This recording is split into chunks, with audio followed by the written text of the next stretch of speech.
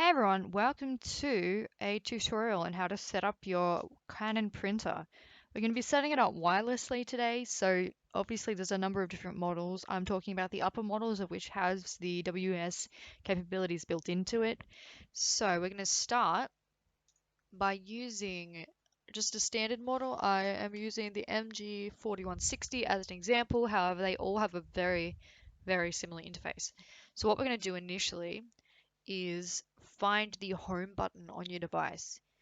So it's roughly in the middle, as you can see here. It should have a home icon on it as well. So once you've found that, simply click on it. Next, what we're going to want to do is use the scroll wheel on a number of the devices. Sometimes it's a scroll wheel, sometimes it's an up and down button, but we're going to keep scrolling until we find setup.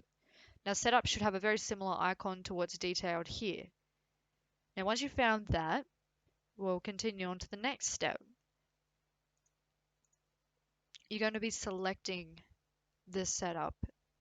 For the MG4160, you actually use the top buttons up here to select I think it's the right-hand most section of it. However, a couple of models you can use the OK button, you can use the black and white print button. It really depends on your model, so I'll give you a moment to do that. Cool, so once that's selected, we actually will be selecting wireless LAN setup. So that is another submenu that you'll have to use the turn wheel for in the settings section. Just keep scrolling until you find wireless LAN setup. It should have a printer image with a little Wi-Fi symbol next to it in the MG4160. Once you've done that, simply hit the OK button. It is the round button set generally in the middle of the turn wheel to actually start the wireless LAN setup. So we're just going to select that, hit the OK button. It'll begin searching for a wireless device. So once it has started doing that, I want you to duck over to your modem router. It depends on the model. I've used an Asus model as my example here. It looks similar to this. Generally, all the important buttons will be on the back of it.